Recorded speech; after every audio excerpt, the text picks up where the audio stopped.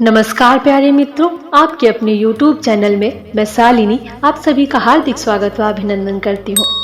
आज हम आपके मध्य उपस्थित हुए हैं एक ऐसी कहानी को लेकर जो कि सर्वाधिक चर्चित कहानी है और प्रसाद जी की कहानियों में से सर्वश्रेष्ठ कहानियों में गिनी जाती है। इस कहानी का नाम है आकाशदीप और इस कहानी के अंतर्गत आप देखेंगे प्रेम और प्रतिशोध का सुंदर समन्वय, साथ ही साथ बुद्धगुप्त और चंदा के प्रेम और कर्तव्य की एक कहानी है। इस कहानी में इतिहास और कल्पना का सुंदर समन्वय किया गया है। ये कहानी चंपा नगर की एक क्षत्रिय बालिका चंपा और बुद्धगुप्त की प्रेम कथा है। तो आइए सुनते हैं आज की कहानी आकाशदीप।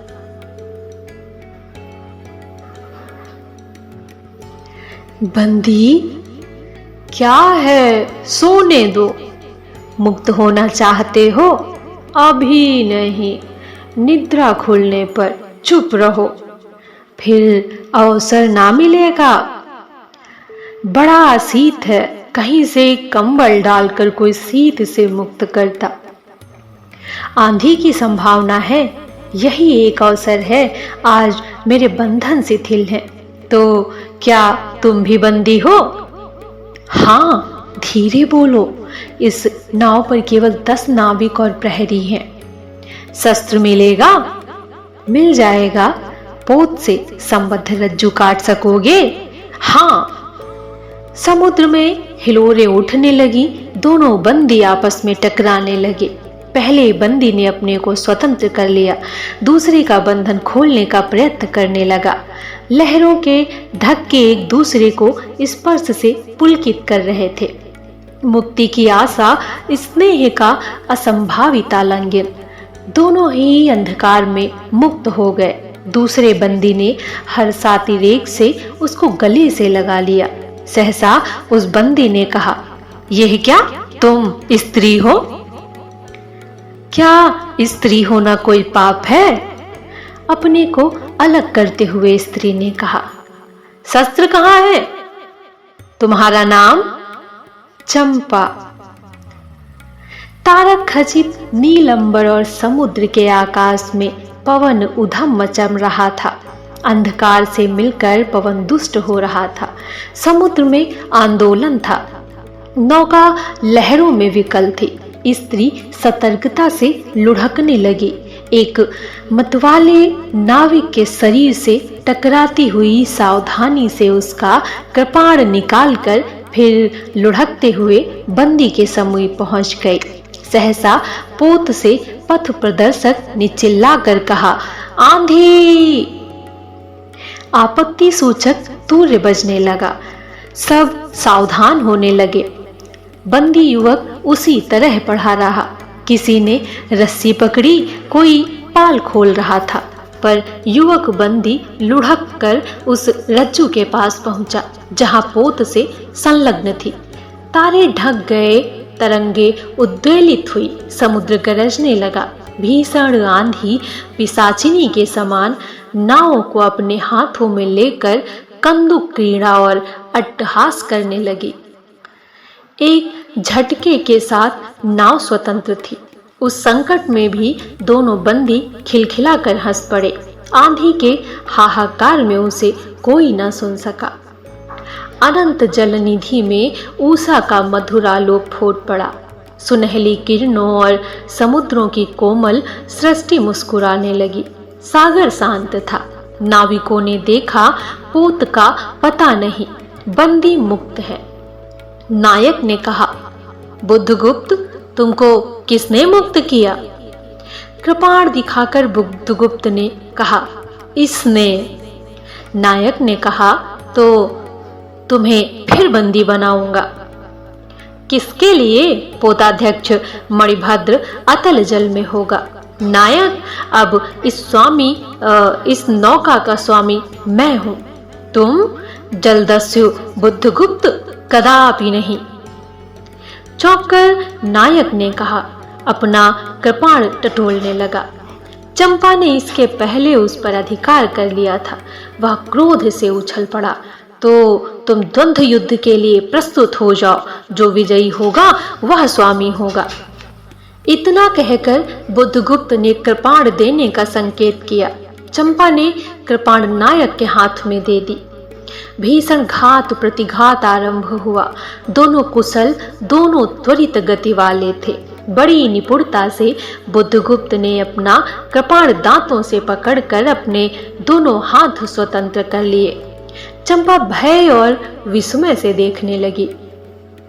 नाविक प्रसन्न हो गए, परंतु बुद्धगुप्त ने लाघव से नायक का कृपाण वाला हाथ पकड़ लिया और विकट हुंकार से दूसरा हाथ कटी में डाल उसे गिरा दिया। दूसरे ही क्षण प्रभात की किरणों में बुद्धगुप्त का विजयी कृपाण उसके हाथों में चमक उठा। नायक की कातर आंखें प्राण भिक्षा मांगने लगी। बुद्धगुप्त ने कहा, बोलो, अब स्वीकार है कि नहीं? मैं अनुचर हूँ, वरुण देव की शपथ, मैं विश्वासघात नहीं करूंगा। बुद्धगुप्त ने उसे छोड़ दिया। चंपा ने युवक जलदस्यु के समीप आकर उसके क्षतों को अपनी स्निग्ध दृष्टि और कोमल करों से वेदना विहीन कर दिया। बुद्धगुप्त ने सुगठित शरीर पर रक्त बिंदु विजय तिलक कर रहे थे। विश्राम लेकर बुद्धगुप्त ने पूछा, हम लोग कहाँ होंगे? बाली द्वीप से बहुत दूर, संभवतः एक नवीन द्वीप के पास, जिसमें अभी हम लोगों को बहुत कम आना जाना होता है। सिंघल के वणिकों का वहां प्राधान्य है। कितने दिनों में हम लोग वहां पहुंचेंगे? अनुकूल पवन मिलने पर 2 दिनों में, तब तक के लिए खाद्य का अभाव न होगा। सहसा नायक ने नाविकों को डांड लगाने की आज्ञा दी और स्वयं पतवार पकड़कर बैठ गया। बुद्धगुप्त के पूछने पर उसने कहा, यहाँ एक जलमग्न सैलखंड है, सावधान न रहने से नाव टकराने का भय है। तुम्हें इन लोगों ने बंदी क्यों बनाया? वणिक मद्रभस्त्र के पाप वासना ने। तुम्हारा घर कहाँ है? जानवी के तट पर। चंपा नगरी की एक क्षत्रिय बालिका हूँ। पिता इसी मणिभद्र के यहाँ प्रहरी का काम करते थे। माता का देहावसान हो जाने पर मैं भी पिता के साथ नाव पर ही रहने लगी। 8 बरस से समुद्र ही मेरा घर है। तुम्हारे आक्रमण के समय मेरे पिता ही 7 दस्युओं को मारकर जल समाधि लिए। 1 मास हुआ मैं इस नील नभ के नीचे नील जल निधि के ऊपर एक भयानक अंतता में निस्सहाय हूँ, अनाथ हूँ। मणिभद्र ने मुझसे एक दिन घृणित प्रस्ताव किया। मैंने उसे गालियां सुनाई। उसी दिन से बंदी बना दी गई। चंपा रोष से जल रही थी। मैं भी ताम्रलिप्ति का एक क्षत्रिय हूँ चंपा, परंतु दुर्भाग्य से जलदस्यु बनकर जीवन बिताता हूँ। अब तुम क्या करोगी? मैं अपने अदृष्ट को अनिर्दिष्ट ही रहने दूंगी, वह जहां ले जाए। चंपा की आंखें निस्सीम प्रदेश में निरुद्देश्य थी। किसी आकांक्षा के लाल डोरे न थे। धवल अपांगों में बालकों के सदृश विश्वास था। हत्या व्यवसायी दस्यु भी उसे देखकर कांप गया। उसके मन में एक संभ्रमपूर्ण श्रद्धा यौवन की पहली लहरों को जगाने लगी। समुद्र वृक्ष पर विलंबमयी राग रंजित संध्या थिरकने लगी। चंपा के असंयत कुंतल उसकी पीठ पर बिखरे थे।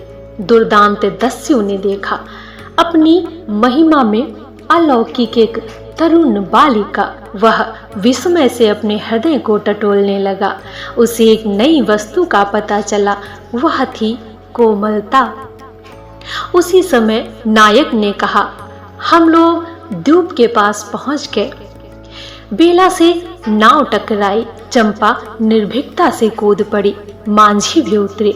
बुद्धगुप्त ने कहा, जब कोई इसका नाम नहीं है तो हम लोग इसे चंपा द्वीप कहेंगे।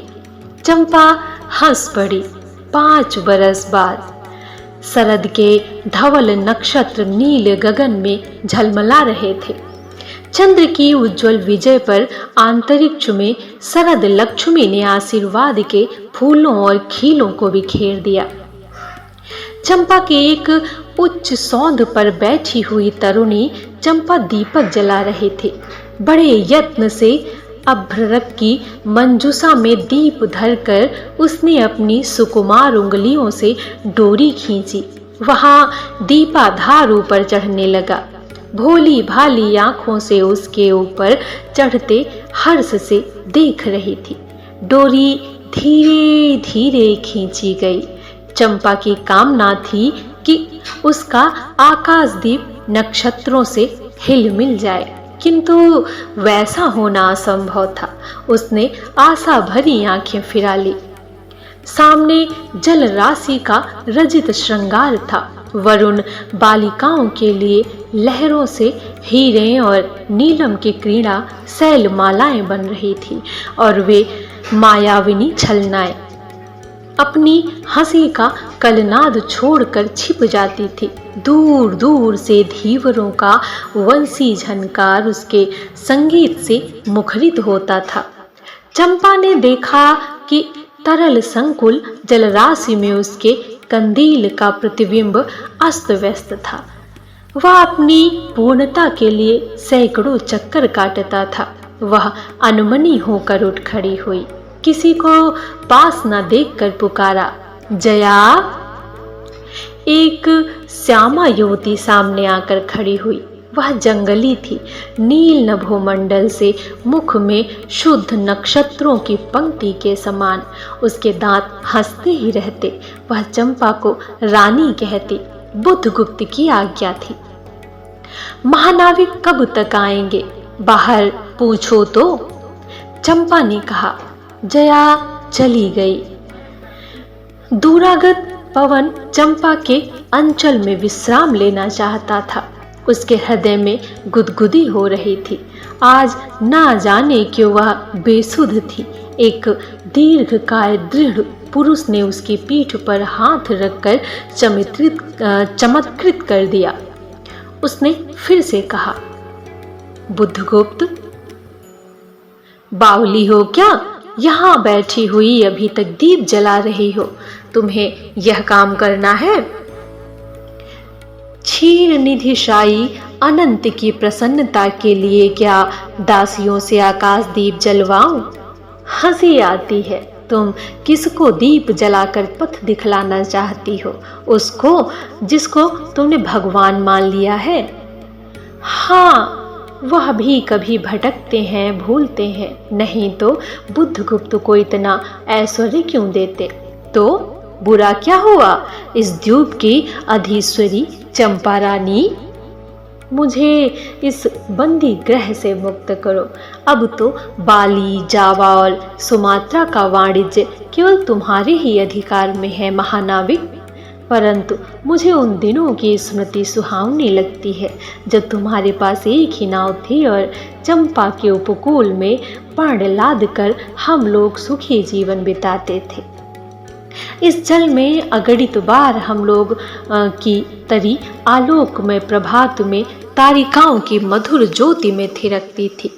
बुद्धगुप्त, उस विजन अनंत में जब मांझी सो जाते थे, दीपक बुझ जाते थे। हम तुम परिश्रम से थक कर पालों में शरीर लपेटकर एक दूसरे का मुख क्यों देखते थे? वह नक्षत्रों की मधुर छाया। तो चंपा, अब उससे भी अच्छे ढंग से हम लोग विचर सकते हैं। तुम मेरी प्राणदात्री हो, मेरी सर्वस्व हो।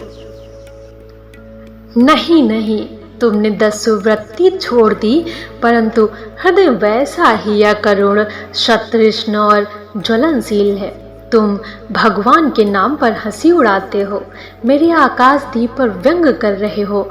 नाविक, उस प्रचंड आंधी में प्रकाश की एक एक किरण के लिए हम लोग कितना व्याकुल थे। मुझे स्मरण है, जब मैं छोटी थी मेरे पिता नौकरी पर समुद्र में जाते थे। मेरी माता मिट्टी का दीपक बांस की पिटारी में भागीरथी के तट पर बांस के साथ ऊंचे टांग देती थी। उस समय वह प्रार्थना करती थी, भगवान मेरे पथ भ्रष्ट नाविक को अंधकार में ठीक पथ पर ले चलना।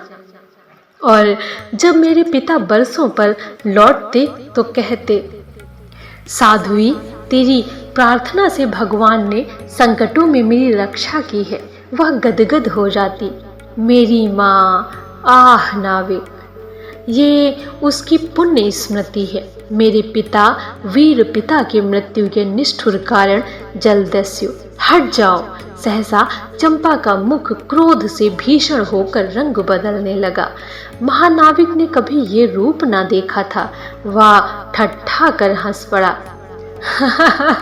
ये क्या चंपा, तुम अस्वस्थ हो जाओगी, सो रहो, कहता हुआ चला गया। चंपा मुट्ठी बांधे उन्मादिनी सी घूमती रही। निर्जन समुद्र के उपकूल में वेला से टकरा कर लहरें बिखर जाती थी। पश्चिम का पथिक थक गया था, उसका मुख पीला पड़ गया। अपनी शांत गंभीर हलचल में जलनिधि विचार में निमग्न था। वह जैसे प्रकाश की उन्मिलित किरणों से विरक्त था। चंपा और जया धीरे धीरे उस तट पर आकर खड़ी हो गई। तरंगों से उठते हुए पवन ने उसके वसन को अस्त व्यस्त कर दिया। जया के संकेत से एक छोटी सी नौका आई। दोनों के उस पर बैठते ही नाविक उतर गया। जया नाव खेलने लगी। चंपा मुग्ध सी समुद्र के उदास वातावरण में अपने को मिश्रित कर देना चाहती थी। इतना जल, इतनी शीतलता, हृदय की प्यास ना बुझी, पी सकूंगी? नहीं तो जैसे वेला में चोट खाकर सिंधु चिल्ला उठता है, उसी के समान रोदन करूं, या जलते हुए स्वर्ण गोलक सदस्य अनंत जल में डूब कर बुझ जाऊं? चंपा के देखते देखते पीड़ा और ज्वलन से आरक्त बिंब धीरे धीरे सिंधु में चौथाई आधा फिर संपूर्ण विलीन हो गया। एक दीर्घ निश्वास लेकर चंपा ने मुंह फेर लिया। देखा तो महानाविक का बजरा उसके पास है। बुद्धगुप्त ने झुककर हाथ बढ़ाया। चंपा उसके सहारे बजरे पर चढ़ गई। दोनों पास पास बैठ गए। इतनी छोटी नाव पर इधर घूमना ठीक नहीं। पास ही वह जलमग्न शैलखंड है।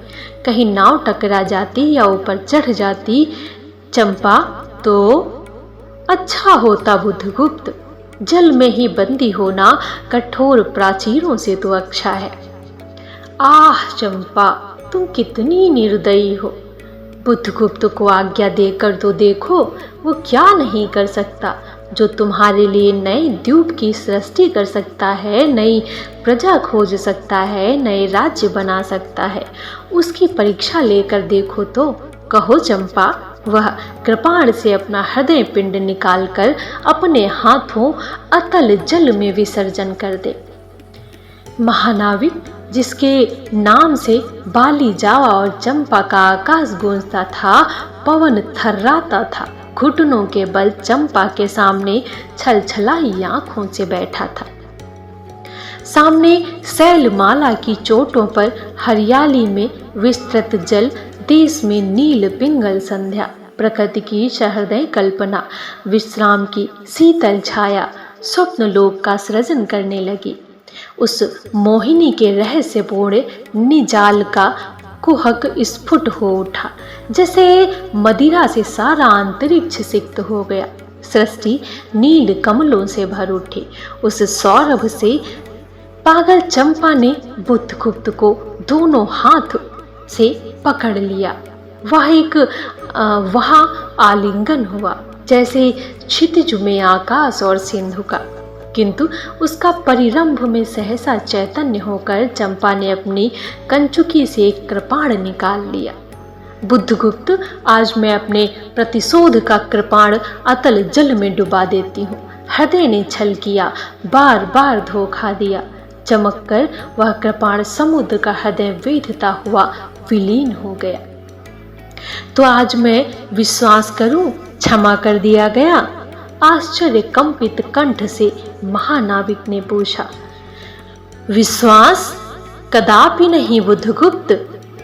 जब मैं अपने हृदय पर विश्वास नहीं कर सकी, उसी ने धोखा दिया, तब मैं कैसे कहूँ मैं तुम्हें घृणा करती हूँ, फिर भी तुम्हारे लिए मर सकती हूँ। अंधेर है जलदस्यु, तुम्हें प्यार करती हूँ। चंपा रो पड़ी। वह स्वप्नों की रंगीन संध्या तम से अपनी आंखें बंद करने लगी थी। दीर्घ निश्वास लेकर महानाविक ने कहा, इस जीवन की पुण्यतम घड़ी की स्मृति में एक प्रकाश गृह बनाऊंगा चंपा। यही उस पहाड़ी पर संभव है कि मेरे जीवन की धुंधली संध्या उससे आलोकपूर्ण हो जाए। चंपा के दूसरे भाग में एक मनोरम शैलमाला थी। वह बहुत दूर तक सिंधु जल में निमग्न थी। संसार का चंचल जल उस पर उछलता हुआ उसे छिपाए था। आज उसी शैलमाला पर चंपा के आदि निवासियों का समारोह था। उन सबों ने चंपा को वन देवी सा सजाया हुआ था। ताम्रलिप्ति के बहुत से सैनिक नाविकों की श्रेणी में वन कुसुम विशोभित चंपा शिविकारूढ़ होकर जा रही थी। शैल के एक ऊंचे शिखर पर चंपा के नाविकों को सावधान करने के लिए सुदृढ़ दीप स्तंभ बनवाया गया था। आज उसी का महोत्सव है। बुद्धगुप्त स्तंभ के द्वार पर खड़ा है। शिविका की सहायता देकर चंपा को उसने उतारा। दोनों ने भीतर पदार्पण किया था कि बांसुरी और ढोल बजने लगे। पंक्तियों में कुसुम भूषण और से सजी हुई वन बालिकाएं फूल उछालती हुई नाचने लगी। दीप स्तंभ के ऊपर खिड़की से यह देखती हुई चंपा ने जया से पूछा, ये क्या है जया? इतनी बालिकाएं कहां से बटोर लाई? आज रानी का ब्याह है ना, कहकर जया ने हंस दिया। बुद्धगुप्त विस्तृत जलनिधि की ओर देख रहा था। उसे झकझोर कर चंपा ने पूछा, क्या ये सच है? यदि तुम्हारी इच्छा हो तो ये सच भी हो सकता है चंपा। कितने वर्षों से ज्वालामुखी को मैं अपने छाती में दबाए हूँ। चुप रहो महानाविक। क्या मुझसे निस्सहाय और कंगाल जानकर तुमने आज सब प्रतिशोध लेना चाहा? मैं तुम्हारे पिता का घातक नहीं हूं चंपा। वह एक दूसरे दस्यु के शस्त्र से मरे। यदि मैं इस पर विश्वास कर सकती बुद्धगुप्त, वह दिन कितना सुंदर होता, वह क्षण कितना स्पृहणीय। आह, तुम इस निष्ठुरता में भी कितने महान होते। जया नीचे चली गई थी। स्तंभ के संकीर्ण प्रकोष्ठ में बुद्धगुप्त और चंपा एकांत में एक दूसरे के सामने बैठे थे। बुद्धगुप्त ने चंपा के पैर पकड़ लिए।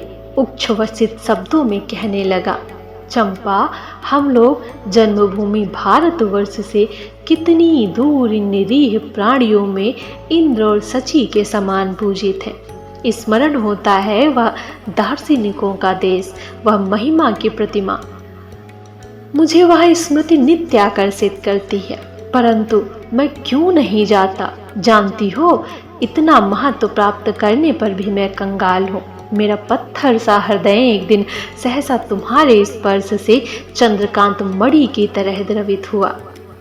चंपा, मैं ईश्वर को नहीं मानता, मैं पाप को नहीं मानता, मैं दया को नहीं समझ सकता, मैं उस लोक में विश्वास नहीं करता, पर मुझे अपने हृदय के एक दुर्बल अंश पर श्रद्धा हो चली है। तुम ना जाने कैसे एक बहकी हुई तारिका के समान मेरे शून्य में उदित हो गई हो। आलोक की कोमल रेखा इस निविड़तम में मुस्कुराने लगी। पशु बल और धन के उपासक के मन में किसी शांत और एकांत कामना की हंसी खिलखिलाने लगी, पर मैं न हंस सका। चलोगी चंपा? पोतवाहिनी पर असंख्य धनराशि लाद कर राजरानी सी जन्मभूमि के अंक में आज हमारा परिणय हो। कल ही हम लोग भारत के लिए प्रस्थान करें।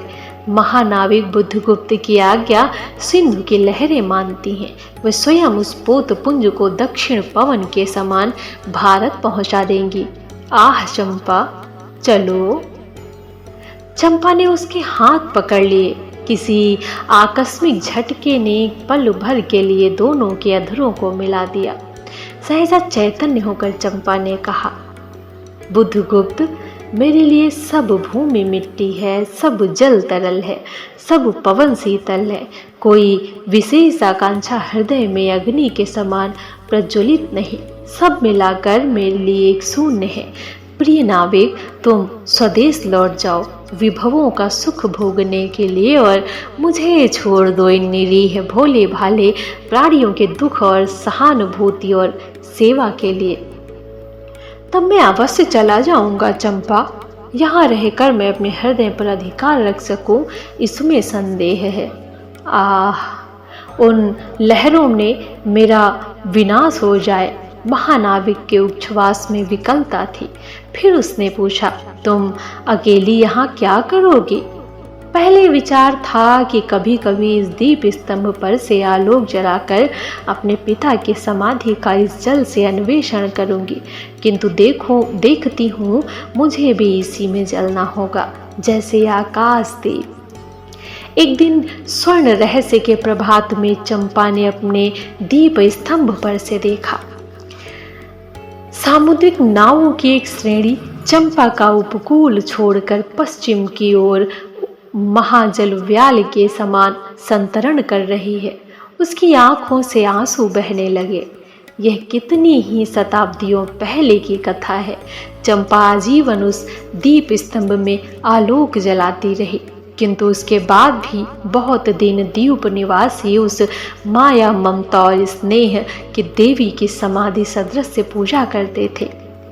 एक दिन काल के कठोर हाथों ने उसे भी अपनी चंचलता से गिरा दिया।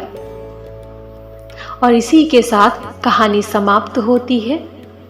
आज के लिए इतना ही। मिलते हैं फिर एक नई कहानी के साथ। आपकी प्रतिक्रियाएं अपेक्षित रहेंगी। आपको ये कहानी कैसी लगी, आप कमेंट के माध्यम से हमें अवश्य बताएं।